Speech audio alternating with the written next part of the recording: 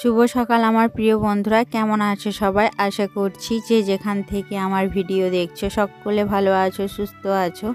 সকলকে village house ওয়াইফে স্বাগত জানাই। তো বন্ধুরা, চলে এলাম আবার একটি নতুন ভিডিও নিয়ে।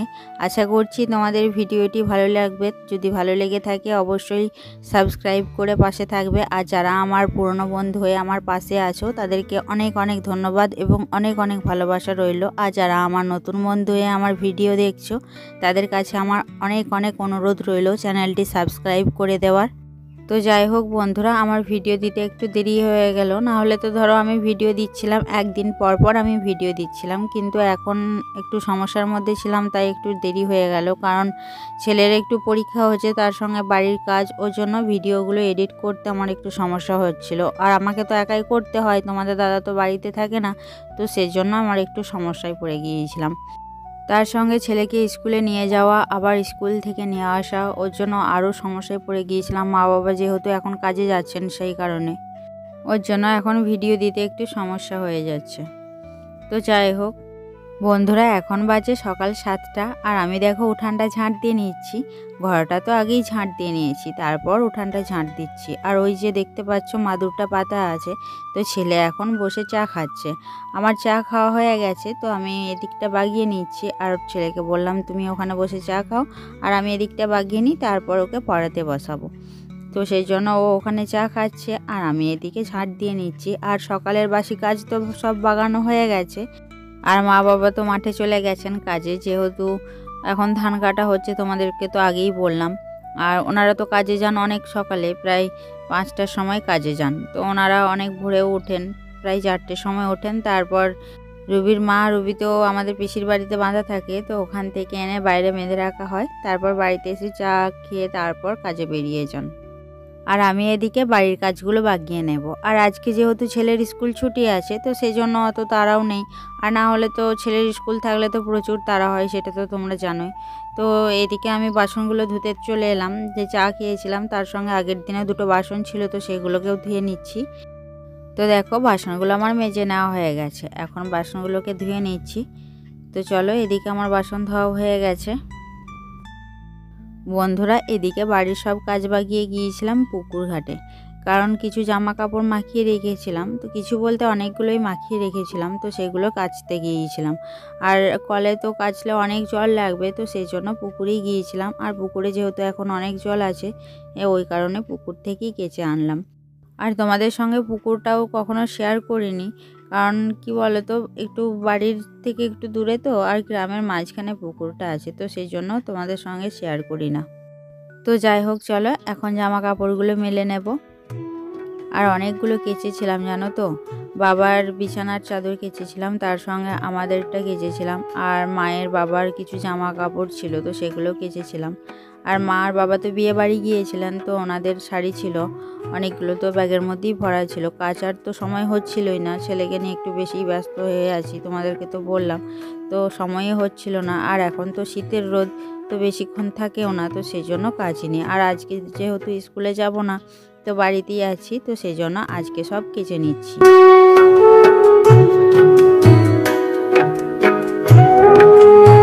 আর বন্ধুরা দেখো, এদিকে আমি বিছানার চাদরটা মেলছিলাম, আর দেখো দড়িটা পড়ে যাচ্ছিল। আর যেহেতু এই বাঁশটার উপর ভর করে বাঁধা আছে, সেই জন্য পড়ে যাচ্ছিল। বাঁশটা না ধরলে সব পড়ে যেত, পড়ে গিয়ে বালি লেগে যেত, আবার আমাকে নতুন করে ধুতে হতো। তো যাই হোক, ওদিকে বিছানার চাদরগুলো মেলে দিয়ে এদিকে দেখো শাড়িগুলো মেলে দিচ্ছি। মা যে শাড়িগুলো পরে বিয়ে বাড়ি গিয়েছিলেন, তো এগুলোই ভরা ছিল ব্যাগের মধ্যে, কাঁচা তো হচ্ছিলই না। আজকে যেহেতু সময় আছে সেই জন্য সব কেচে নিয়েছি, কেচে নিয়ে এখন মেলে দিচ্ছি। এখন বাজে প্রায় 8:30। এদিকে আমার জামা কাপড়গুলো মেলা হয়ে গেলে ওদিকে যাব রান্না বসাতে। না হলে কি বলো তো, মা আর বাবা তো কাজে গেছেন, তো মা খেতে আসেন না। মা যেহেতু একটু দূরের দিকে যান, তো সেই জন্য উনি খেতে আসেন না, বাবা আসেন খেতে। তো সেই জন্য একটু তাড়াতাড়ি রান্না বসাবো। আর ছেলেও জানো তো ভাত খেতেই চাই, সকালবেলা বলে যে আমি ফেনা ভাতে খাবো, তো সেই জন্য একটু সকাল করেই রান্না বসিয়ে দিই। আর ছেলের স্কুল হলে তো আরও একটু সকালে বসাতে হয়, না হলে একটু দেরি হয়ে যায়। যেহেতু ওকে স্কুলে নিয়ে যেতে হয়, একেবারে রান্না বান্না করে নিয়ে তারপর ওকে স্কুলে নিয়ে যাওয়া হয়। না হলে আবার ধরো যদি ওকে দিয়ে এসে রান্না করি, তাও আবার আমাকেই তো আনতে যেতে হবে, যে তখন আর হয় না। তো সেই জন্য একেবারে রান্না সেরে নিয়ে ওকে স্কুলে নিয়ে যায়। তো যাই হোক, এদিকে দেখো আমার জামা কাপড়গুলো প্রায় মেলা হয়েই গেছে। তো চলো বন্ধুরা, এদিকে আমি জামা কাপড়গুলো মেলে নিই।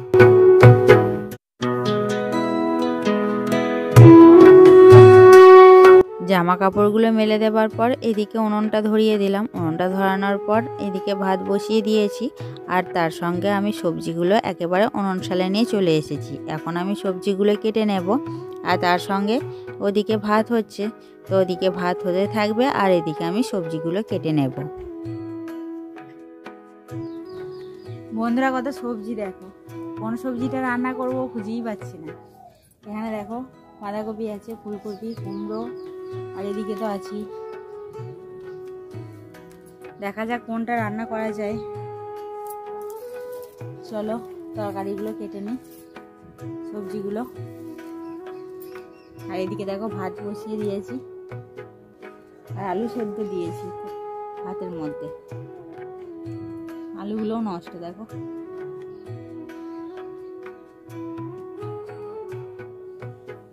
আর এদিকে আছে শাক, শাকগুলো তো রান্না করবই।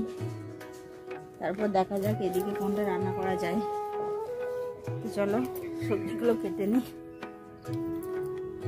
বন্ধুরা, কিছুক্ষণ বসে থাকার পর তারপর ভাবলাম যে না, বসে থাকলে হবে না, ওদিকে যেহেতু ভাত ফুটছে, ভাত তো হয়ে যাবে।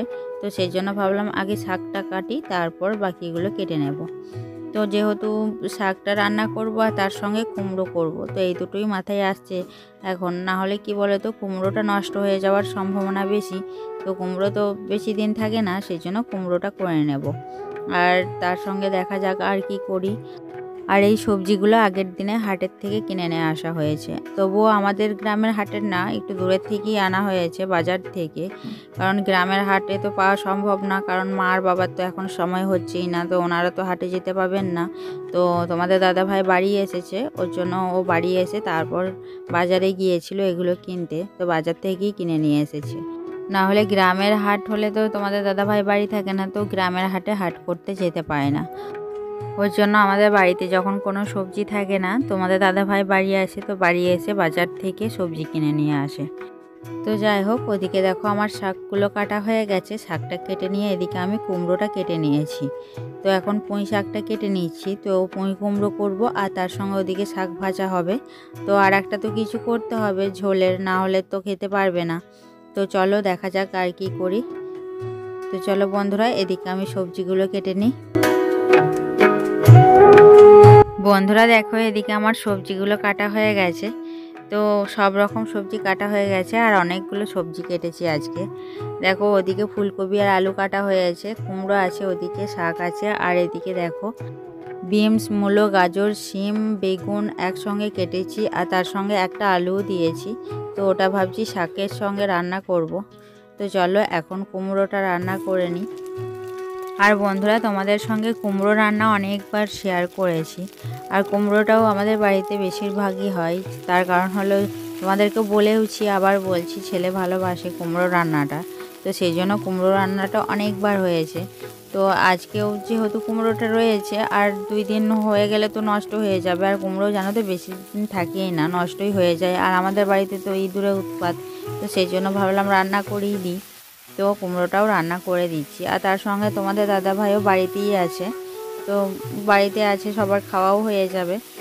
তো যাই হোক, আদা রসুনটা দেওয়ার পর এদিকে কুমড়োগুলো দিয়ে দিয়েছি, আর তার সঙ্গে কচু আর পুঁই শাক। তো একসঙ্গে এখন ভালো করে কষিয়ে নেব, কষিয়ে নেড়ে নেব। তো তারপর এর মধ্যে মশলাগুলো দিয়ে দেব। তো বন্ধুরা চলো, এদিকে আমি রান্নাগুলো করে নিই।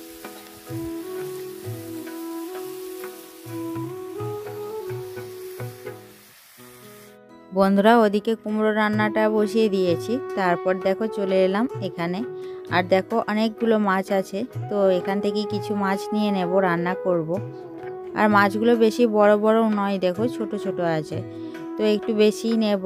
তো এখান থেকেই নিয়ে তারপর রান্না করব। তো ঝোল তো কিছু করতে হবে, তো ভাবলাম বাড়িতে তো কিছু মাছ আছে, তো সেই মাছগুলোই কিছু রান্না করব।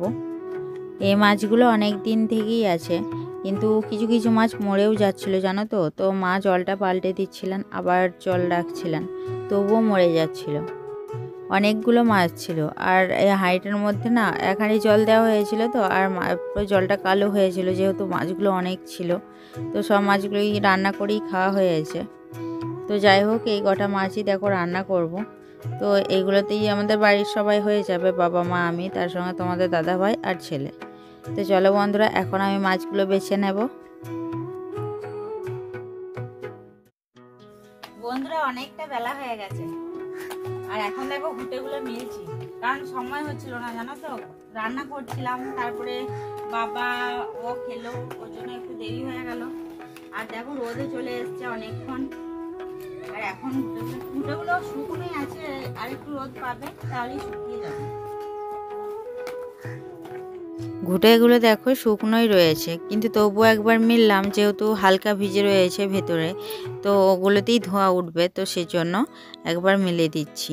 আর আজকে রোদটা দিয়ে দিলে তারপর কুড়িয়ে রেখে দেব, তাহলে আর কোনো সমস্যা হবে না। তো বন্ধুরা, আমার এদিকে ঘুঁটে মেলা হয়ে গেছে। তো চলো এখন আমি রুবি আর রুবির মাকে খেতে দিতে যাব। আর ওরাও যেন তো সকাল থেকে বাঁধা আছে, সে সকালেই খেতে দিয়ে আসা হয়েছিল, আর যাওয়া হয়নি। তো ওদেরকে জল দেবো আর ঘর দিয়ে আসবো। আর এদিকে ঘুঁটেগুলো মেলা হয়ে গেল, আর আমার রান্নাও হয়ে গেছে। তো চলো ওদেরকে খেতে দিয়ে আসি। বন্ধুরা, রুবির মাকে খেতে দিয়ে আসার পর চলে এলাম দেখো রান্নাঘরে। আর আমার এদিকে সব রান্না তো হয়ে গেছে। তো এটা হচ্ছে কুমড়ো রান্না, আর তার সঙ্গে দেখো এদিকে সব রকম যে সবজিগুলো কেটেছিলাম, তো সেগুলো শাকগুলো দিয়ে রান্না করে দিয়েছিলাম। তো এগুলো একটু ভেজে রান্না করেছি। তো আর রান্নাটাও জানো তো খেতে একটু ভালোই হয়েছে, কারণ আমি খেয়ে দেখেছিলাম, যে আমি যেহেতু প্রথমবার করছি, যে দেখি কেমন হয়, তো সেইভাবে ভালোই হয়েছে রান্নাটা। আর এইদিকে দেখো ফুলকপি আলু আর ওই মাছগুলো দিয়ে ঝোল করেছি। আর তার সঙ্গে তো দেখলে কুমড়ো রান্নাটা অল্প রয়েছে, তো তখন সবার খাওয়া হয়েছিল ওই কুমড়ো রান্না দিই। আর এখন দেখো দুপুরের খাবার এই দুটো রান্না দিয়ে হয়ে যাবে। বন্ধুরা, এখন বাজে দুপুর 2টো, আর আমরা দেখো এদিকে সবাই খেতে বসে গেছি। তো আমি এদিকে ভাত নিয়ে নিয়েছি, আর ওদিকে দেখো ভাত ঢাকা দেওয়া আছে তোমাদের দাদা ভাইয়ের জন্য, কারণ একটু বাইরে গেছে। আর এদিকে বাবা খাচ্ছেন, আর ওদিকে মা বসেছেন, আর এদিকে ছেলে, আর এদিকে আমি বসেছি। আর আমরা উঠানেই এখন খাচ্ছি। তোমাদেরকে তো এর আগেও দেখিয়েছি, উঠানেই বসে খাচ্ছি, যেহেতু এখন শীতের দিন, তো ওর জন্য আর ঘরের মধ্যে বসে খেতে ইচ্ছে করে না, ওর জন্য বাইরেই বসে খাই। আর তোমাদের দাদাভাই একটু বাইরেই গিয়েছিল, তো তোমাদের দাদাভাই এখন স্নান করছে, তো সেই জন্য ওর খাবারটা একেবারে বেড়ে নিয়ে চলে এলাম। তো ওর স্নান করা হয়ে গেলে তারপর ও খেতে বসে পড়বে। আর জানো তো, শাক রান্নাটা দারুণ হয়েছে, এতটা ভালো হবে সত্যিই ভাবতে পারিনি, খুব সুন্দর হয়েছে। তো যাই হোক, চলো বন্ধুরা, এখন আমরা খাওয়া দাওয়া করে নিই।